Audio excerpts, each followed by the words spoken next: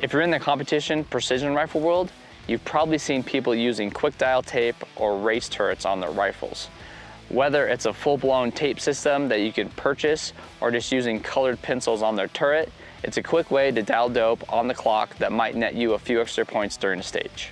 But one thing I hadn't thought about was marking my turret like a Leupold CDS or a Huskma optic scope. Really hadn't crossed my mind until I was talking to Jayden Miller of West Elk Precision. It turns out he's been running laser range-finding binos with no ballistics all year. And that's kind of against the norm at NRL hunter matches. So it got me thinking, how is he getting dope so quickly and fast enough that he's been placing really well and winning matches? Generally, the top shooters at NRL hunter matches are using laser range-finding binos that will quickly give them a ballistic solution.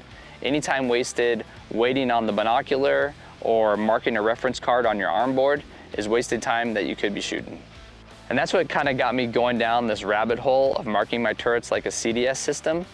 I think it'd be super helpful. Let's say you have laser range-finding binos or a laser rangefinder and you want to get into these fine range and engage matches, but you don't want to purchase a new set of binos. This could be a solution for you. And I think it'd be super helpful to mark your turrets when you're hunting. That way, if you come into a situation where you need to engage an animal, you can range it, dial to that mark, and let her go. So that's the why. Here's the how. First thing I'm gonna do is I'm gonna arrive at the location that I'm shooting at. It could be sight in at the match. It could be at hunt camp if you're using this hunting. What I'm gonna do then is I'm gonna lock the environmentals in my Kestrel. I'm gonna set them in my FortOff app if I'm using my phone or any other ballistic solver that I'm using. Then what I'm gonna do is set the wind condition to 0, and I'm gonna start building out my dope. The reason I'm building my dope card out with no wind is so I can account for aerodynamic jump. So I'm gonna give you an example of what this would look like. In a 0 to 5 mile an hour wind, there's no change to your dope. But at 5 to 15 miles an hour, you're gonna need to change your dope 1/10. From 15 to 25 miles an hour, it changes 2/10, and 25 to 35 miles an hour, it changes 3/10. If the wind is coming from the right, you are cutting from your original dope number. If it's coming from the left, you are adding to it, assuming you're running a right twist barrel. Since aerodynamic jump is consistent anywhere in the world, you can run these numbers regardless of environmentals. So here's an example. Let's say you're shooting to 550 yards. In a 12 mile an hour wind from your 230, you would dial to your 550 mark on your turret and then drop 1/10. If the wind was coming from the left, or say 10 o'clock, you would dial to 550 and then you would add 1/10. All right, instead of just talking about this, I'm gonna show you guys how this works. I'm at Colorado Rifle Club today. We've got targets from 400 yards out to 1,000. I wanna see how this goes. All right, so I'm gonna get on the gun here. This is a 6.5 Creedmoor. 140 grain hybrids, 2750. Yeah, so I'll just move to my 4. I've got targets at 400, 550, 700, 850, and 1,000. And very calm day here in eastern Colorado, which is super rare. Let's see, we're just gonna dial to 400 and see what we can do. We'll do the prairie dog here. All right, so do the prairie dog here. 0 wind condition. Bingo. All right, so my next range is 550. So what we'll do is we'll go to my 5. Or coyote. All right, we'll move to 550 now. Shoot at the coyote. Just nailing it.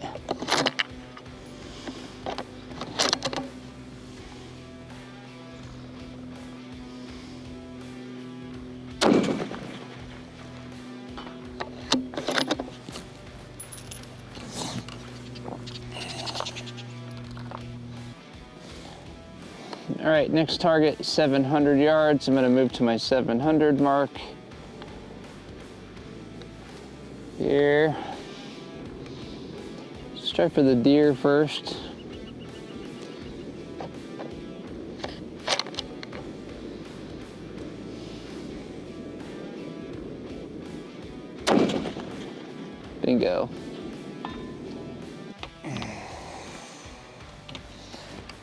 All right, so now we're moving to 850, which is my 825 and 50. Got the third mark, 850. We've got a square and a little tiny circle. We'll go for the square first.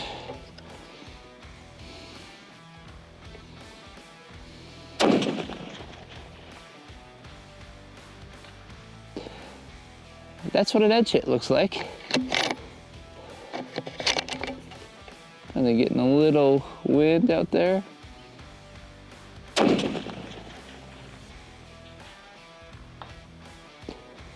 $850.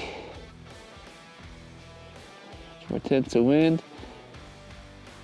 All right, last one is 1,000. So we're gonna look for the 10 on the dial. That's it. I think that would be one of the things that would trip me up the most is, well, the numbers on the dial, but we can work with it. All right, 1,000 yards. Custom dial, custom marked dial.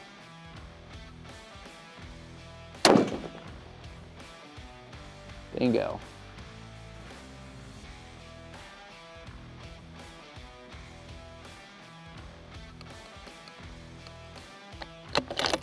Looks like the flasher's not working. Let's try for the deer.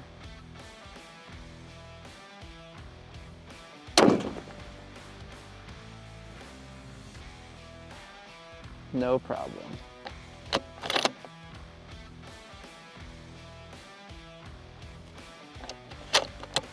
Truing bar. Bingo. Just like that. So that went better than I could have ever imagined. Generally out here in eastern Colorado, we never get a zero wind condition and the light is never that good to film targets. That new range out here in Colorado Rifle Club is down in a river basin and it is just full of mirage even early in the morning. So we got really lucky on filming how this would work and filming the targets. I would say what it really comes down to is managing your wind. We had kind of a zero wind condition today, so it was pretty easy just to line up on the target and take some shots. But some good ways to manage wind is I use an arm board and I have wind in 100-yard increments. So what you could do is you could laze your target, write down the distance, and then reference your wind. And then when you're engaging the target, dial to that distance and know that you say have a 3 o'clock at 10 mile an hour and run that wind and then take off or add dope as needed. So then it's really just gonna come down to practice on your part, just trying to iron out the system and how it works for you. But in general, I think it's really viable and I think it's something that I'm gonna be using this hunting season. And that's it for our speed dial video. Had a lot of fun making this. Let us know what you think. Let us know what you do to get ballistics on the fly while you're hunting or shooting the match. Thanks for watching.